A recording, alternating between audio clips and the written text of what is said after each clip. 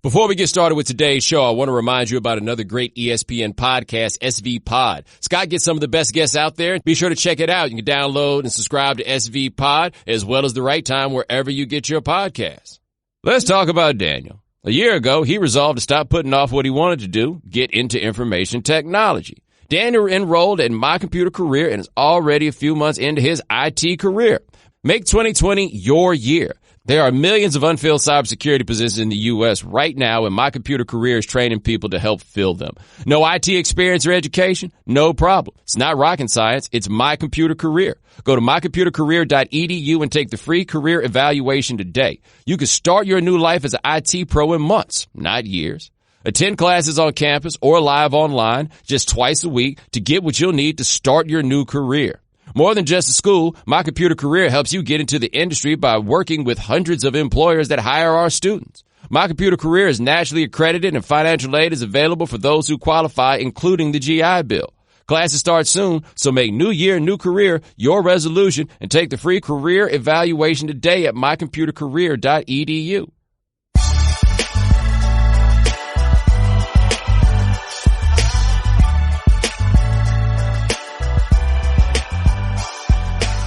Ladies and gentlemen, welcome to The Right Time. My name is Bomani Jones. Thanks for listening wherever you get your podcast. Rate us, review us, give us 5 stars, only give us 4 stars. I'm inclined to think you are a hater. Coming up on this episode of The Right Time, we got some, a few different Super Bowl things we want to talk about. Also going to talk about Friday night at the Staples Center, play a game if he's still in the league. But first, oh, the Super Bowl came around, and as many of you know, actually, let me be clear about this. I want to be clear about this because I want y'all to understand what kind of dude I am, right? Okay? I don't take that much pleasure in being right. I don't take much shame out of being wrong, right? Because sometimes you're right, sometimes you're wrong. That's just going to be the case. That's just what it's going to be. Every now and then, you be right about something, and people try to tell you that you tripping, and you know that the reason that they think you tripping is something that is utterly preposterous and indefensible, right? And that emboldens you. That makes you get strong. And then the moment finally comes and you get to be right, and you got to stun on that a little bit. Let me give you a little example of this. Gabe, I don't know, now that I think about it, you were a little young for this, but do you remember Tebow Mania? I mean, you remember it, obviously. Oh, yes. But like you weren't working in the business at the time is what I mean. Like 9 years ago, right? So you in college. You wasn't having to come to work every day and deal with this, right? You wouldn't have to show up every day and have people basically try to say it's magic. Right? Because that was the whole thing about Tebow. Tebow's terrible. Yeah, but he's magic. Every explanation that people had for the madness that was going on in 2011, it all came back to, but he's magic. Right? And I'm going to limit it to magic because I know that some of y'all was thinking it was Jesus, and I'm not trying to say that Jesus and magic are the same thing. I'm just saying magic is a broadly applicable term that everybody understands. That makes sense. That ain't cool. But it was just magic. There was no explanation to it, right? It's just like, oh, there's something about him. And I was getting driven crazy and had people try to tell me, but he's good. Why? Because they won. And nothing, I repeat, nothing infuriates me more than the idea that he's good because they won. That's it. The idea that a quarterback wins a game. And y'all did that same damn thing with Jimmy Garoppolo. Y'all did the whole same damn thing with him, right? Like, yo, man, Jimmy ain't really good. But he had a good game against the Saints and they've been winning. I'm telling you, man, Jimmy ain't really good. I'm just saying, but something's going to happen, man. It's hard to make it 3 or 4 playoff games in a row without needing your quarterback to make some plays. But they don't need it because they got the running game. And you know what? The 49ers might not have needed it in that game because they had the running game. That is absolutely possible. They might not have needed it because they had the running game. But Kyle Shanahan in the fourth quarter was like, running game? What running game, baby? We got Jimmy. And it came down to, hey, we need Jimmy to come out here and make a couple of plays. Gabe, did Jimmy make any plays in the fourth quarter? I don't even remember him making no plays in like the third quarter. Did he make any plays? Define make a play. So you don't? Well, he connected with some receivers from time to time throughout the course of the game, but it wasn't play action. Yeah, I mean, but it was like he was 18 for 20 with that one awful interception, right? He tried to give a couple of them away too. And then after that, it was just like pew, pew, pew. What'd you think, by the way, of that interception he threw with his eyes closed? I knew you were going to get to that. I knew you were. You know what? At the time, it seemed particularly egregious. And then when you saw the videotape, like the run back, the highlight, I was like, damn, he really did have his eyes closed. I mean, the idea that he had was like, all right, I'm going to quickly try and rope this out of bounds. But he clearly didn't put enough mustard on it. Let me tell you what idea he had. This is what his idea sounded like. Oh, no! That was his idea. Somebody get this ball out of my hand. You see when he tried to throw the ball, like when he was getting sacked on that fourth down? Oh, I saw. And he was just like, anybody, take the ball. You remember that? I thought you were going to go with the pew, pew, pew. Dude, and I feel bad because I wind up being the cat going all extra hard on it, and I'm sure it appears to some of y'all that I got some kind of beef with young James, and I got no beef with James. I got no beef with James whatsoever. He's the American dream, right? Not as good as his salary indicates. That's what I want to be. I always want to get paid like I'm better than I am. So, like, good for Jimmy in that regard. But it just all shook out. Shanahan, who is a great offensive coach, I push back against this idea of these people being geniuses, right? But he's a very good offensive coach. And they had really drummed up a serious running game. A really serious running game. They ran for 160 yards in that game or something like that. They had it. And then they didn't want to throw the ball anymore. That's right, Gabe. You a fan of this. How'd that make you feel? It hurt, Bo. It hurt. How much did it hurt, Gabe?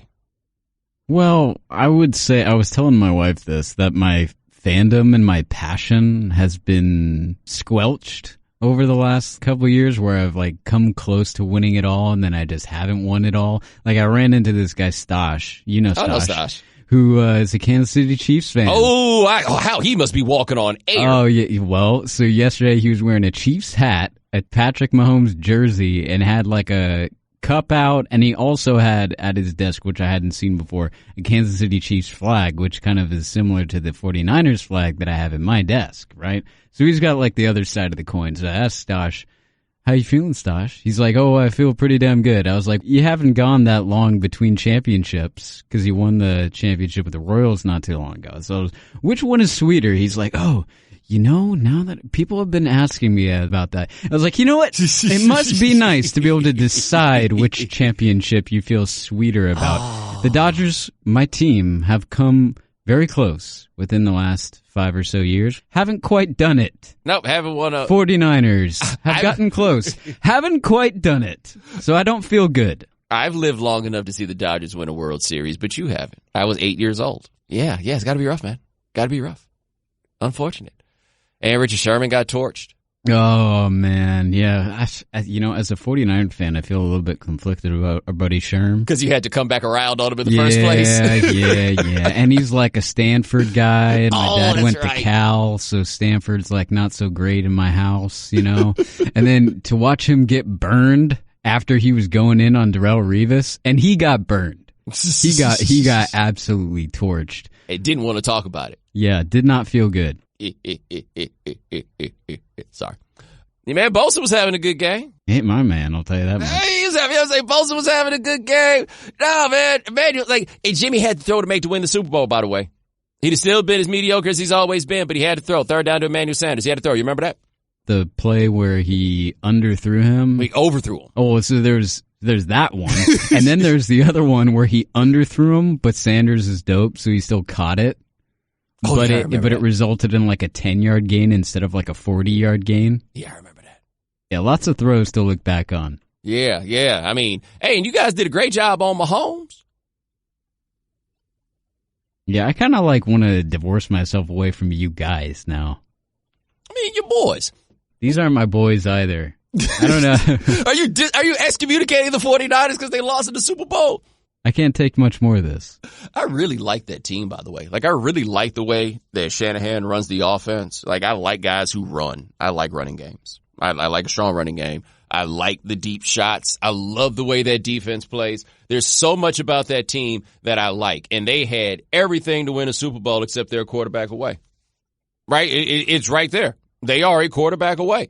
Meanwhile, the Chiefs are like, we won't be a quarterback away from anything for another 10 or 12 years. We got the man. We got Jordan. And Jordan didn't play well for 3 quarters. And then came that fourth quarter. Like, you had to be, like, sized up, right? Through the first 3 quarters, watching him play like boo-boo.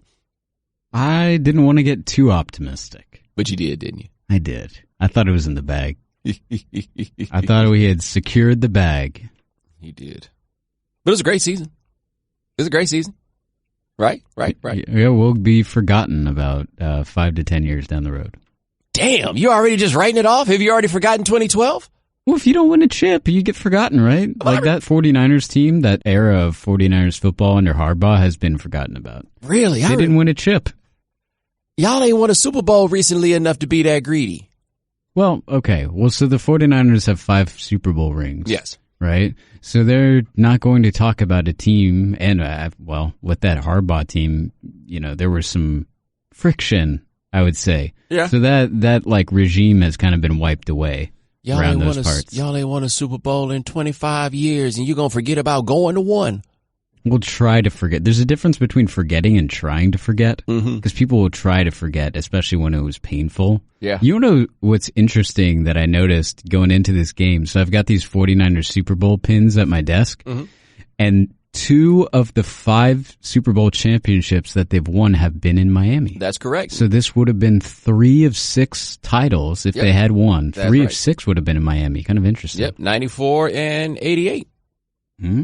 They won them there. Y'all even got to play a Super Bowl home game once. Yeah, I know. Not enough is made of that, by the way. Yeah, in Palo Alto. Like not even like 49ers Stadium or like Candlestick. I'm talking about like Stanford Stadium. They're right there. They're right there. They didn't even stay in a hotel if they didn't want to. They had it. So what'd you think about your man Shanahan, bro? Little Shanny. What'd you think? Like after the game? If he's going to be one of those coaches, kind of like Andy Reid, where you go like your whole career with getting to the precipice of it and not actually getting it done? Yeah. How would you feel about that? Consistently good teams that don't win Super Bowls. Could you be happy? Do I seem happy? I said, could you be? Well, I'm not happy with it currently, and I won't be happy if this continues. I'll tell you that much. I've never heard this demanding side of you come out. It's less demanding and more resignation. I'm resigned to a future of pain. Yeah, because you didn't get to. That's right. You probably don't even got no memory of the last Super Bowl win at all. No. This don't mean nothing to you. No. Damn. You just kind of feel like a loser right now. Damn. But you know what? Sometimes we need something like that. Because they was, you know what your squad was doing, Gabe? And this happens, man. Y'all was in the way of progress. That's all it was. Y'all was standing in the way of progress, in the way of history. The game needed Mahomes to like be solidified as the top dude in the game. And that's what we got as a result. We got Mahomes at the top of the game now. Mahomes on the way to being Jordan. We couldn't let Jimmy Garoppolo mess that up, could we? Could we? Always good to be a casualty of progress. People remember those teams. You're not a casualty of progress. You're a contributor. You're a contributor, right? See, you're looking at it the wrong way.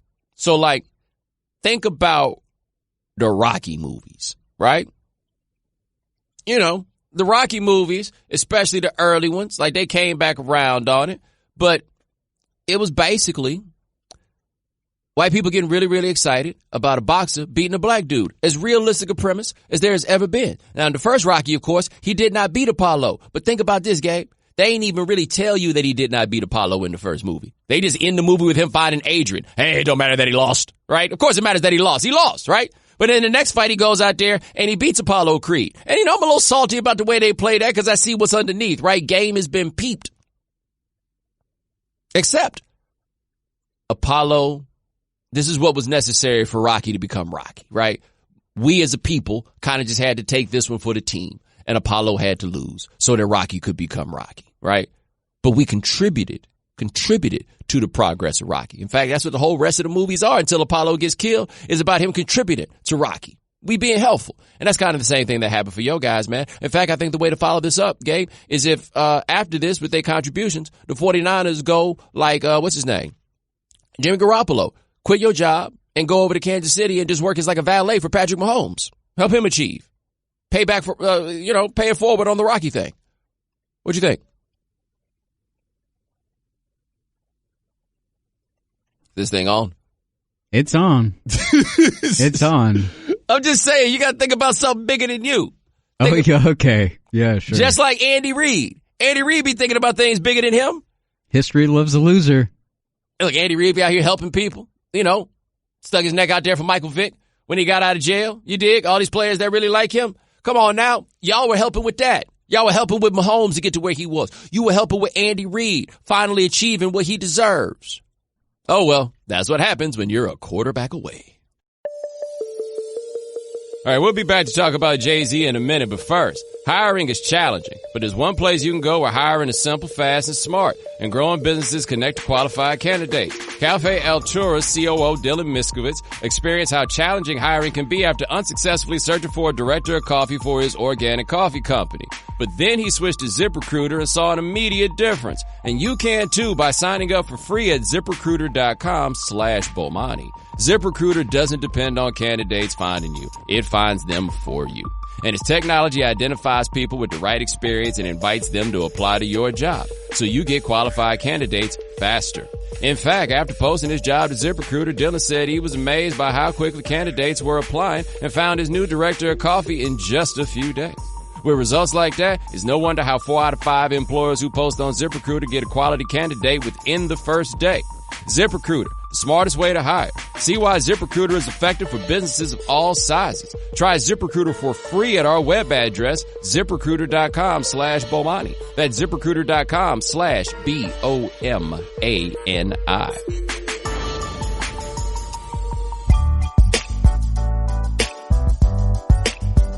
All right, so we had like Super Bowl commercials. I only had one line that really jumped out in the commercials. Like, wow, that's what's up.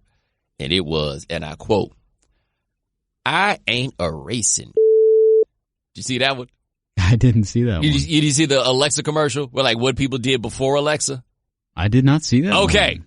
And, I ain't down with Alexa. We talked about this. So they did a commercial for Alexa. And it was like, what do we do before Alexa? And it made me very, very nervous, right? Because it starts off and they go back to like medieval times or whatever, like the feudal time, right? And so this woman says, "Alexa, go like clean the candlestick holder," whatever it was.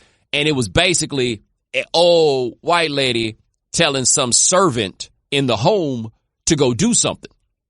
Because that's what that's what you had to do before Alexa.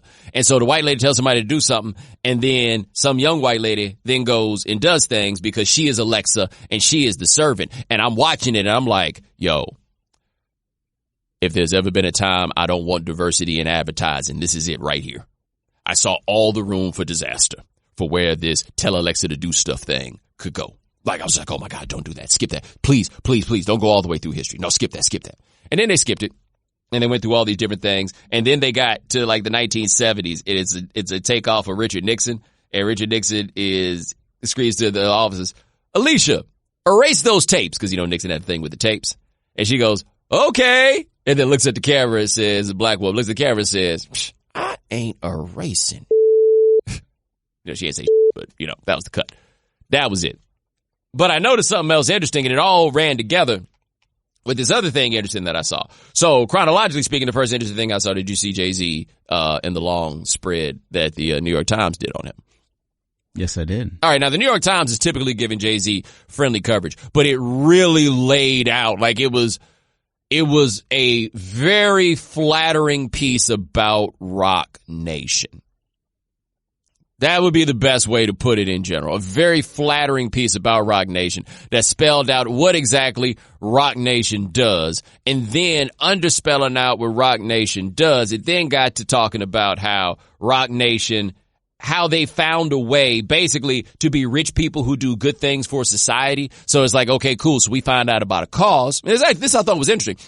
So we find out about a cause, and say the cause is in Philadelphia. Then we're going to call Meek Mill and we're going to put Meek Mill on board with, pushing that cause, whatever it happens to be. Now, I think that puts you in an interesting situation as an artist, because what if the cause that they trying to get you on is not a cause that you support? I think that I thought was interesting. But it was very much so trying to make the case that Jay-Z is the billionaire with a heart of gold, and Jay-Z is the billionaire who has figured out how it is to do good for people within the context of this corporate structure, which is the way that people are okay with, because people are okay with rich people out here doing stuff. What they got a problem with is poor people out here raising hell. But they're okay with, the idea of Jay-Z doing this. And it all screamed out to me, considering that this came out on the weekend, on the day of the Super Bowl, and they're talking about how this is Roc Nation Super Bowl and everything else, is Jay-Z trying to clean up what it looked like when he did that stuff this summer involving Kaepernick, or was it the fall, whenever it was. You know exactly what I'm talking about, right? It's a big cleanup job that was going on there. But there was something larger that seemed to be taking place here that I found to be fascinating, which is I ain't never seen so many commercials during the Super Bowl committed, supposedly, to the plight of the African American. We got the Inspired Change ads. Well, we got the Botham Jean Inspired Change ad. We got the Anquan Bolton Inspired Change ad about his cousin, I believe, being killed by the police. And then we had, for all you keep these politics out of my sports, you had an ad for Donald Trump where he positioned himself as a champion for racial equity and sentencing. And then we had an ad from Mike Bloomberg, who basically was doing something very, very, very similar. Everybody out here trying to convince us that they care about black people. How many of these people you think actually care about black people in the ways that we're talking about here, right? Because all this happened in this Super Bowl, and it happened at the same Super Bowl where we witnessed something very interesting. National anthem came. Jay-Z and Beyonce, they did not stand up. They just sat down. I don't know why they sat down, but they just sat down. That's their right. I don't care if they stand or not, but it is interesting to me that Jay-Z shows up to this after saying that we are beyond kneeling, and then all he does is just sit down during the national anthem, which, by the way, ties into something I've been telling y'all for a long time, which is the Marshawn Lynch's of the world, the dudes who just decided they were going to sit and not say a word about it. All of them skated and nobody asked any questions. Jay-Z basically wound up in that same situation. Then we find out, because somebody put it on the Instagram, that the president was up in his suite, and while the national anthem was going on, he wasn't really honoring America so much, although he did take his hands and act like he was conducting the band. He did that, and I think he was tapping people, trying to get their attention during the national anthem, while it was playing. This is the man who said that everybody should honor the national anthem, stand proudly when it's played, and talked about how guys who didn't stand for the national anthem or didn't respect it should get fired. There he was up there in his booth doing the complete opposite thing. And does that not tell you what a farce the last 3 years have been with the NFL and things related to the national anthem and so-called social justice? Does this not just spell out what a con this is for everybody who is involved? Right? And this is what I mean. The con is that any of that stuff was ever about the anthem itself. That's the biggest con, is that it was ever about the anthem itself. And it's important to understand that that is a con for you to understand what exactly is happening with Colin Kaepernick and why it is that these other guys can exist in the way that they do. So I had a problem with the Botham Jean ad, and I feel bad for the John family in that one. For those who don't know, Botham Jean is the gentleman who was sitting in his apartment in Dallas when a police officer came into his crib and shot him. She said she thought she was going to her own apartment because she lived in the same building, and she came into the wrong one. And then she went in there and she shot him, and he died. The woman was ultimately sentenced to, as I recall, a fairly lengthy term in prison after being convicted. But the problem that I had with that ad, and where I feel bad for the family has got to be looking at this like, I got a chance to share my son's story, right? We are proud of our son. We love this, this man who's, our son, our brother, whatever it is. And they're like, hey man, we can tell the story of his life. And now we got an audience of 100 million people who are going to see the story of his life. Get where they're coming from totally. My problem with it as an advertisement, at least for Inspired Change, is this is not representative of what the larger problem is.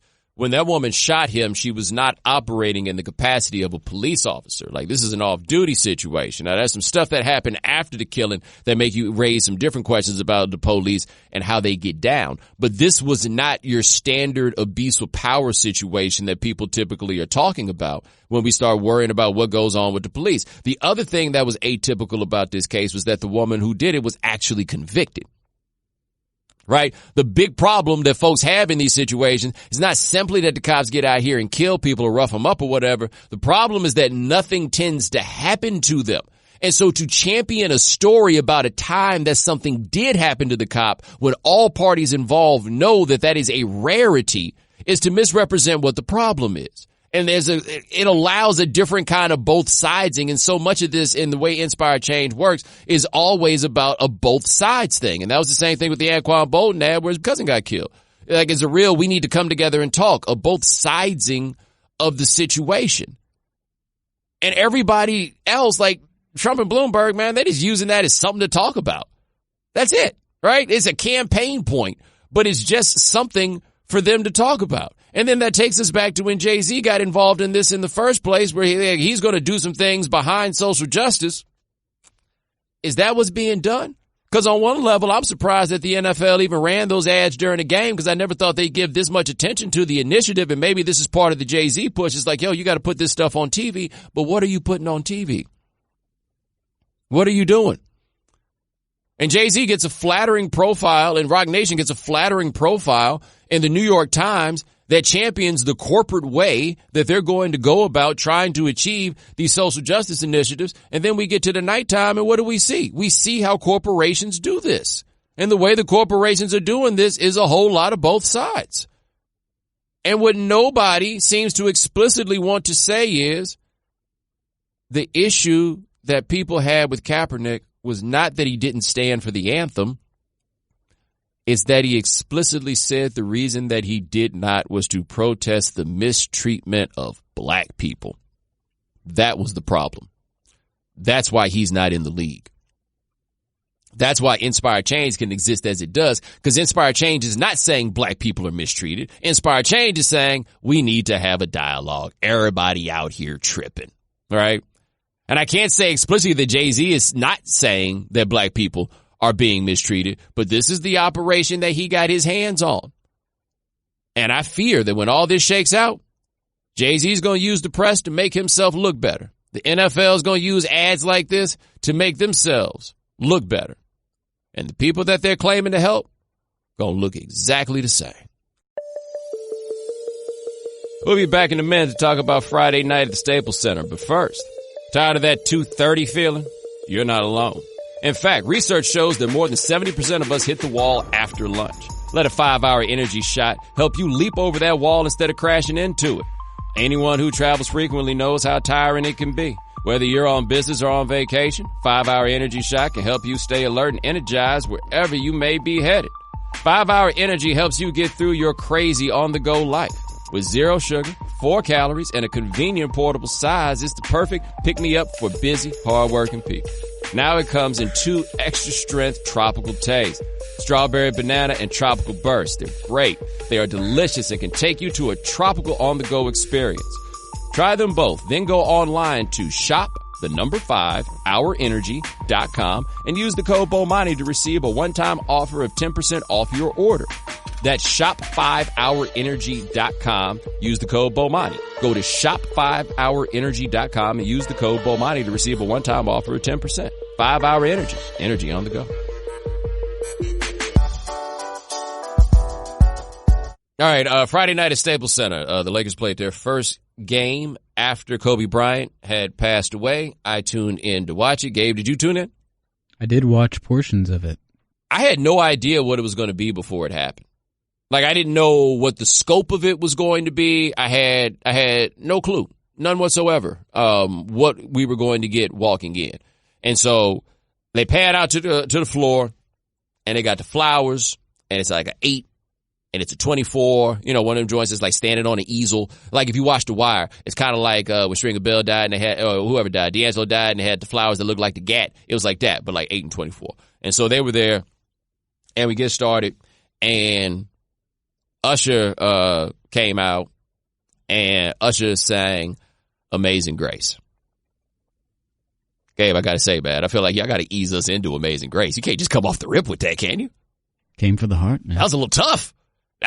Like, I did not know we were showing up for an Amazing Grace ceremony. No, I did not. We started with, I'm like, oh, okay, we come with the big guns now. And Usher was trying to, do all the jazzy stuff with it and hit the notes. And they did that. And then Boyz II Men came out because, they from Philly. And so Boyz II Men, at least 3 of them that's still singing, they did the national anthem.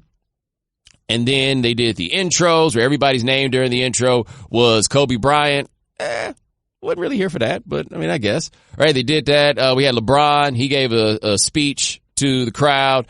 All that took place, right? And, they had to do something. I don't know what the plan is for a public memorial, when there would be a public memorial. I suppose that this may have been the closest thing there was going to be to a memorial. So they needed to get it all out there as they did. And I'm just letting everybody here know right now, okay? Just so you can know something about me.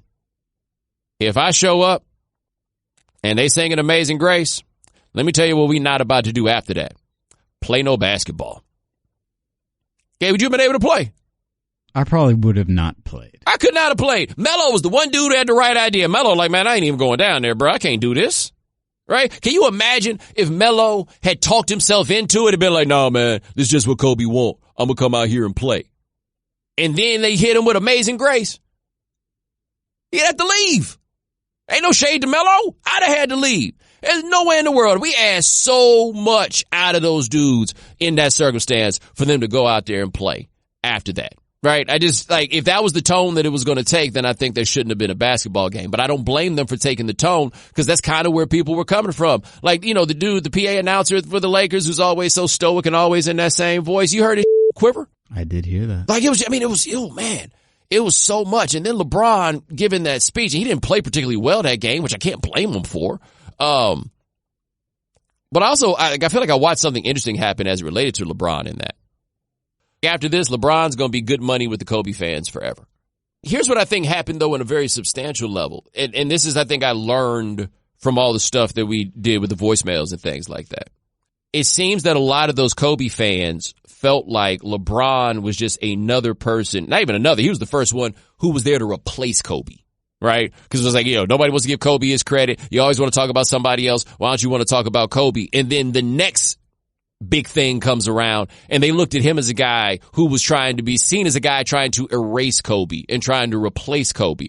And I think that LeBron made it clear to them in this that that's neither what he wanted to do nor what he's going to do. I feel like all of this happening has put some things in some different lights for all people. And I think one of those things is, I doubt LeBron James has ever been like, I'm going to make it where you don't think Kobe Bryant ever existed. It's not going to be that. But I think now, as he has paid such homage to Kobe Bryant in this time and said so much about how he feels about Kobe, and then standing as the guy, taking it on his shoulders to talk to the crowd and everything else, like, I'm going to be the one to carry us through. Like they said in the meeting that they first had about this, one thing LeBron said to the team was, I got these broad shoulders for a reason. Like, he's taking this on. Win a championship, lose a championship. Like, I don't think we're ever going to hear again about how, LeBron, Kobe would have, Kobe would got fired. Since LeBron's not trying to replace him, I think a lot of that is going to go away.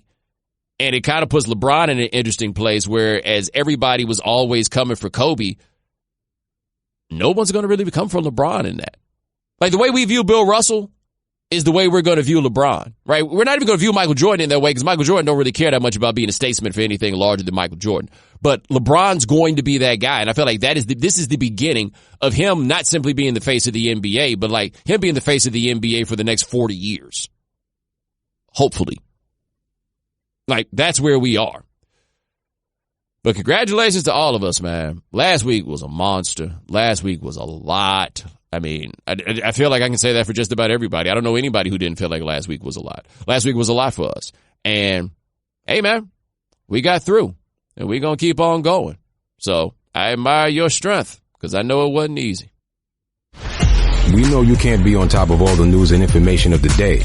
No need for the social media feeds. We got you. Now, if you haven't heard. All right, our first story is from Metro, and it's from Laura Wagner Advice. According to the NYPD and the MTA, fare evasion in the New York City subway is increasing, and it's costing the system hundreds of millions. They say it's necessary to crack down on the freeloaders to save money and keep people safe. But, crucially, there's no real evidence that shows that fare evasion is increasing or how much money it's costing the MTA. And crime is actually down in the subway. No one is saying fare evasion doesn't happen, but without any credible data on how much fare evasion is happening, data on fare evasion enforcement is the next best thing. But for years, the NYPD has skirted a law requiring them to release this data on a quarterly basis, first blowing deadlines and then publishing sloppy, incomplete data sets that can't be used for any meaningful analysis. Now, though, thanks to City Councilman Rory Lantzman and the nonprofit Community Service Society of New York, we have that complete data from all 423 subway stations over a period of 6 months. The data shows what many New Yorkers already knew from experience. Cops bust people for fare evasion with greater frequency in high-poverty neighborhoods, and the rate of fare evasion enforcement is about 60% higher in high-poverty neighborhoods that are predominantly Black and Latinx compared to high-poverty neighborhoods that are white and Asian. And yet, in December, the MTA passed a budget that allocates $250 million to hire 500 more subway cops. The official narrative about fare evasion and broken windows policing in general isn't tied to data, but to dubious claims about why New York's subway system is failing, and to politically driven arguments for law and order policies that affect real people. Yo, man, it is so wild, like, seeing what stations have all the cops that are trying to stop people. Because, look, this is the thing. This is what I feel about this. And I feel confident saying this. Teenagers, like kids, whatever, hopping them turnstiles or whatever it is and doing all this sneaking in. Maybe they got the money in their pocket. Maybe they don't, right? I don't know, right? And I'm not one of those people that's like the subway should be free. I mean, there's an argument for it, but I also think there's an argument for a nominal fee to keep the thing running. Like, these things have to pay for themselves one way or another. So I don't really have a problem necessarily with the idea of a fare.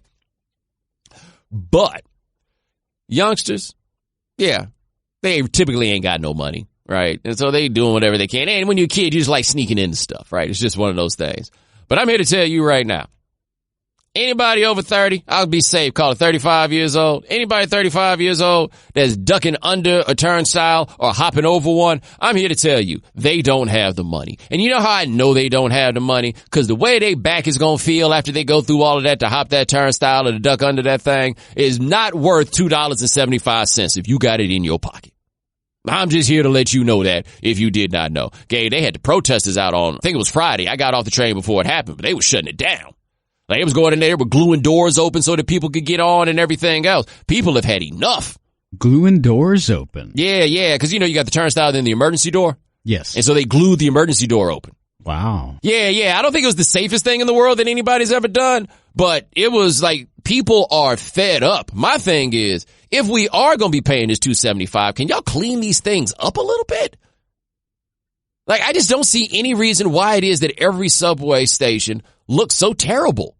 Like, even the ones that are heavily trafficked and the tourists are going to go to, they are like, why do they always look so bad? What is my money going toward? And I came to find out, you notice that the Madison Square Garden ain't paid no taxes on their property over there, and I forget how long? Yeah. Like decades? Yeah, I knew that. It's something like $550 million they saved that could be put on that subway.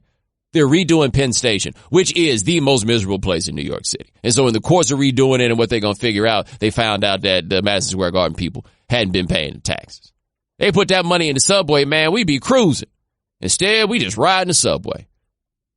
Yeah, and also, too, the, like, grand wizard that they hired to fix the subway system. You got fired. Well, he resigned. He quit. Yeah. Said he got tired of putting up with Cuomo. It's even another layer other than getting fired. It's like, no, I've had enough. Yes. I quit. Yes. And people were like, he was doing a great job. I'm like, damn, how come his great job he ain't get to do a great job long enough for us to tell? It could just be better. And what we don't need is just trying to lock people up on some nonsense. Like, shouldn't you be out here fighting crime? That's always my feeling on stuff like that. Shouldn't you be out here fighting crime? Yeah, could you explain for people broken windows policing if they don't know what it is? Oh, yeah, it's just it's the idea that if you clean up these little things, like people hopping the subway and stuff like that, then everything else will get better because of the attention to detail. And I do think there's something to be said for, like, taking care of the little things, right? Like, I do think there's a value to your city, for example, having cleaner subways or better looking subway stations, but worry more about that. The people hopping the subway is not the issue. Like, that's not making people believe that we got this rampant state of lawlessness. That's not what the issue is. The thing about broken windows policing, though, was New York under Giuliani is when people really held this up, and they're like, yo, we came in here, we bust some heads, then things got better. But the economy also went on an upswing at the same time, and that upswing was not related to stopping people from hopping subway turnstile. All right, this next one is an international tech story. This is Matthew Galt from Vice Motherboard.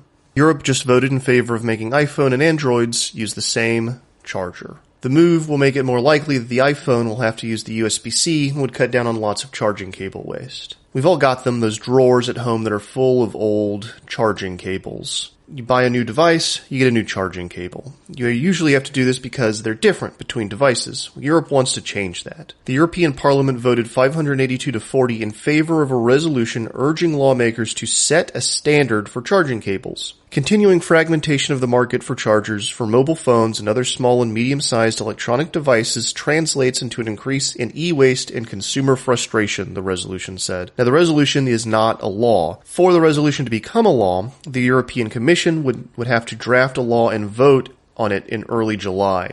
But the idea of adopting a charging cable standard has overwhelming support in Europe, as evidenced by the 582 to 40 vote. Now, with some exceptions, chargers either use USB-C, micro USB, or Apple's lightning cable, and the vast majority of the industry uses micro USB and is slowly adopting the USB-C. This legislation would mostly affect Apple's proprietary lightning cable. We believe regulation that forces conformity across the type of connector built into a smartphone stifles innovation rather than encouraging it and would harm consumers in Europe and the economy as a whole, Apple said in a statement that was published in the Financial Times. We hope the Commission will continue to seek a solution that does not restrict the industry's ability to innovate and bring exciting new technology to customers. The EU resolution pointed to e-waste as one of the biggest reasons the industry needs to adopt a charging cable standard. 50 million metric tons of e-waste is generated globally per year, with an average of more than 6 kilograms per person, it said.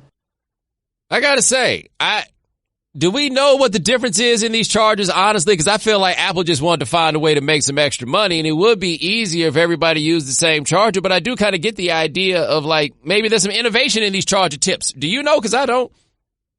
I'm not aware of any innovation that's like specific to these Apple Lightning chargers. It does strike me as just kind of like a way to differentiate, switch things up so that people keep having to pay in. Yeah, but like, I do hate having to have like 2 sets of chargers. Yeah, of course. Everyone hates it, which is why this is a great thing, I think. Yeah. Make it happen. The Europeans, they seem to be looking out for the people. All right, this last story comes from The Environment. I'm Mary Callahan, a reporter from the Press Democrat newspaper in Santa Rosa, California. I recently published a story on new research concerning the effects of ocean acidification on developing juvenile Dungeness crab. Dungeness crab support a $200 million commercial fishery on the west coast of the United States and are an iconic winter holiday treat in Northern California, where I live and work. The new study was funded by the National Oceanic and Atmospheric Administration and found that tiny larval crab collected offshore of Washington and Oregon already are having developmental issues that scientists hadn't expected to see for decades yet. These juvenile crabs are only 7 or 8 millimeters in size, but using scanning electron microscopes, researchers can already tell that some of their developing shells are misshapen and damaged. The affected crabs are also smaller than they should be. The crabs also have bristly, hair-like sensory organs called mechanoreceptors that stick out from their shells and are believed to help them navigate through the water. It turns out a lot of these structures are falling out, and it looks as if the points where they're anchored to the crab's shells have kind of collapsed under the effects of acidification and the way in which the shells are dissolving. Ocean acidification happens because of the accumulation of excess carbon dioxide in the atmosphere, which is getting absorbed into the world's oceans and changing their chemistry. One of the effects that's been predicted and demonstrated in lab experiments is that more acidic water reduces the availability of calcium carbonate, one of the elemental building blocks crustaceans and other shellfish need to grow strong, thick shells. Acidic water also corrodes their shells as they develop. What's more, scientists say that acidification is happening faster in the nearshore waters along the west coast than elsewhere on the globe, and especially along California. Those are the same areas where valuable commercial and recreational shellfish fisheries exist, from oysters and crab to clams and abalone. Bro, the water is dissolving the crabs? Might as well get Dungeness crab while you can, because there aren't going to be that many more in the future. It's really sad for like the West Coast and Pacific Northwest, too, in particular, where it's a big part of the economy, the seafood industry. Yeah. And look, I guess, like, the nature of the world, things are here, then they gone, all this stuff. At the same time, this us. The world ain't doing this. We are. Y'all out here messing up. Do we want to live in a world where we ain't got no crab to eat? And by the way, for the crabs, how do you think they'd rather have this go? They'd rather have their shells dissolved, or they'd rather, get boiled in water by us? Literally boiled in the water. The oceans are I guess like it's happening no matter acidic. what. But imagine if you're the crab.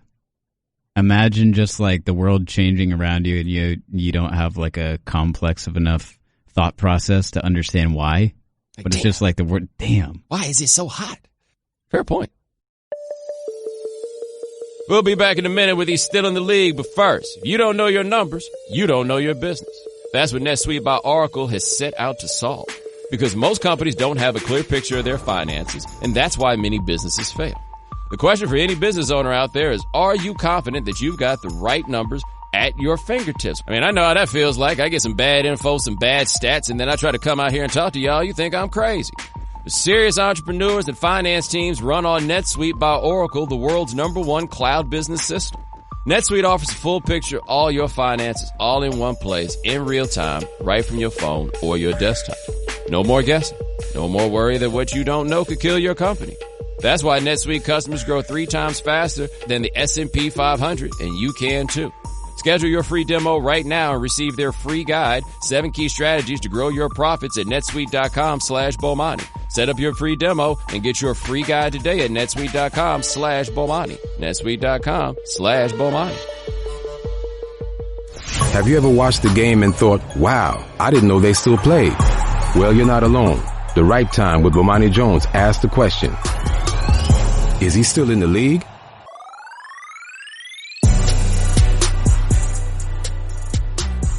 Still in the League. We're back. All right. Mid-season edition of Still in the League, because we got the All-Star break coming up here pretty soon. Yeah, man. I intentionally did not study anything. Oh, you didn't study anything, so there was a possibility that you would have studied. No, it's not a possibility I would have studied, but like I tried to, for work I got to look at box scores and stuff. And so I tried to avoid it just for you. Oh, just for us. Okay, well, I appreciate that.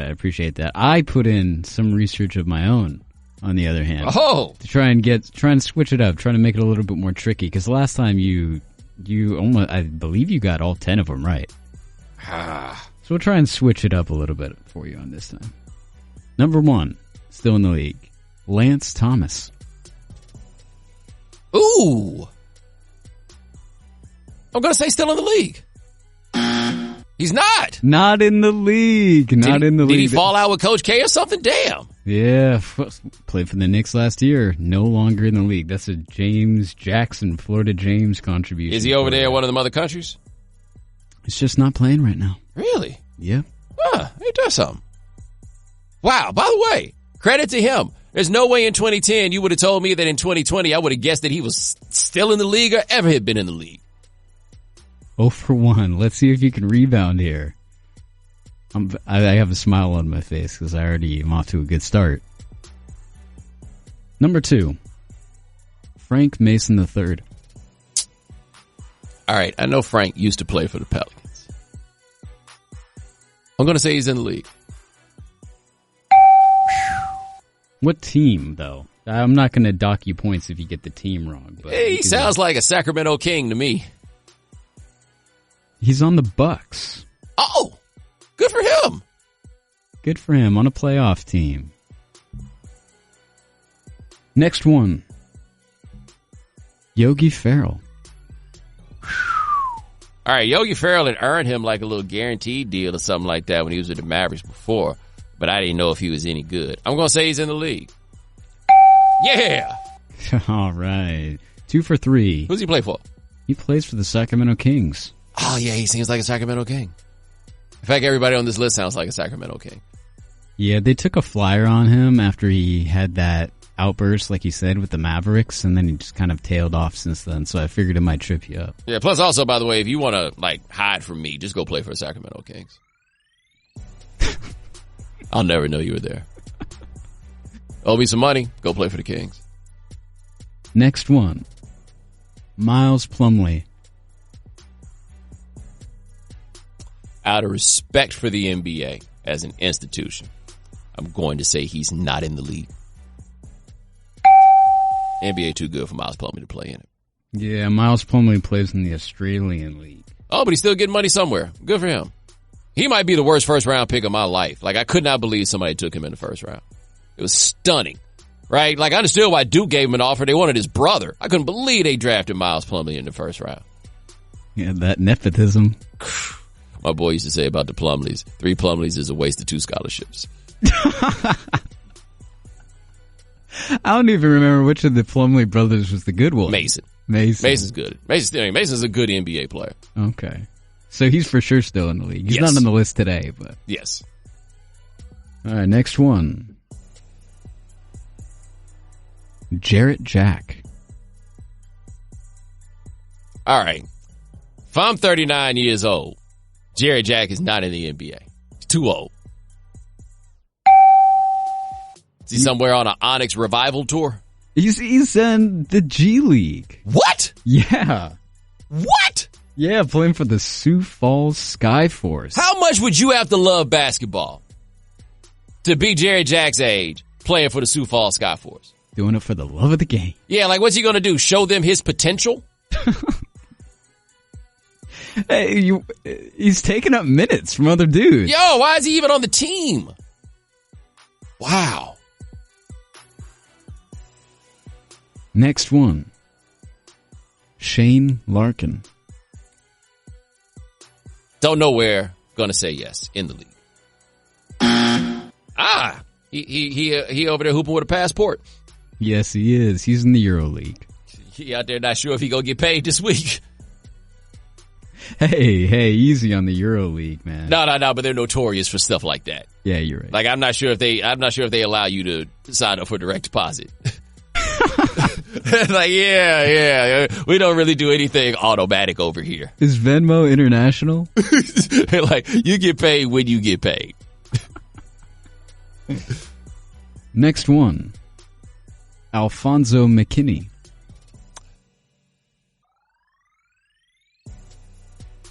Not in the league.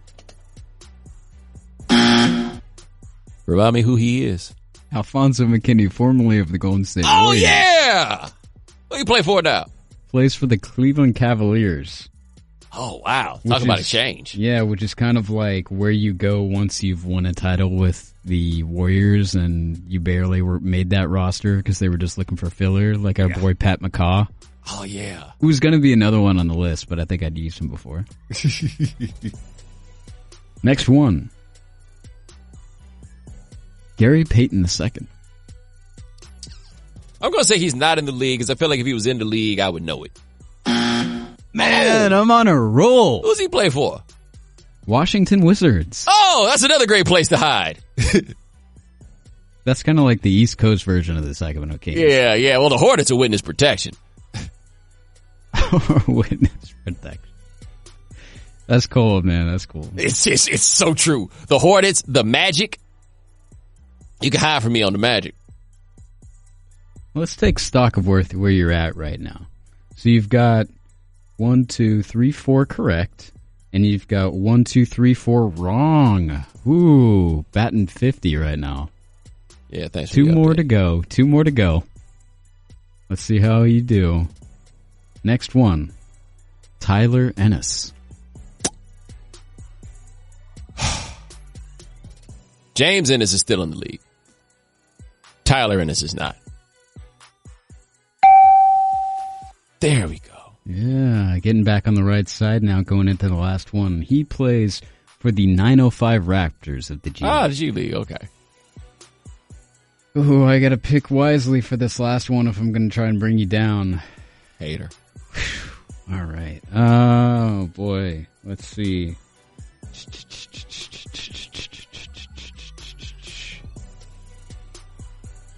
Tomas Satoransky. Last one. He used to play for the Wizards. I'm going to say he's back somewhere closer to his crib, not in the league. Yes! Yes! Why are you so excited about this? Because I brought you down. You didn't get a winning record. Why would would you want that? Because I got to make sure that I'm doing my research right. What? I had no idea you were a hater. Oh, you had no idea I was a hater. Well, it's victory for me. I guess you deserve it since your little Super Bowl team lost.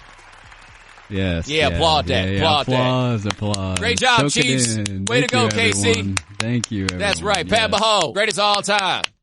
Jimmy Garoppolo. Do you want to know where he plays? Yes, I do. He plays for the Chicago Bulls.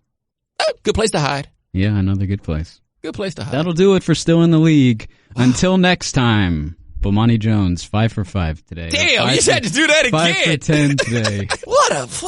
Oh, you're a real mark for that one. But it's okay. Ladies and gentlemen, thanks so much for joining us here on The Right Time. We do this thing a couple times a week. My man Gabe Bassain handles everything behind the scenes. Thank you, sir. Thank you to our sponsors, My Computer Career, ZipRecruiter, 5 Hour Energy, and NetSuite. Get money. Also, thanks to our If You Haven't Heard contributors. Thanks to Laura Wagner of Vice. Check out her story on subway fare enforcement in New York City at Vice.com. Also, thanks to Matthew Galt of Vice. Check out his story on Europe making iPhones and Androids go to the same charger. And thanks to Mary Callahan of the Santa Rosa Press Democrat. Check out her story on how the acidity of the water is messing up the crab game out there on the West Coast. All right, remember, subscribe to The Right Time. Check us out wherever you get your podcasts. Rate us, review us, give us 5 stars. You only give us 4 stars. I'm inclined to believe you are a hater, and we'll talk to you guys in a couple of days. Take it easy. Thanks for checking out The Right Time with Bomani Jones podcast. You can listen or subscribe on the ESPN app, Apple Podcasts, or wherever you listen to podcasts. The Right Time with Bomani Jones.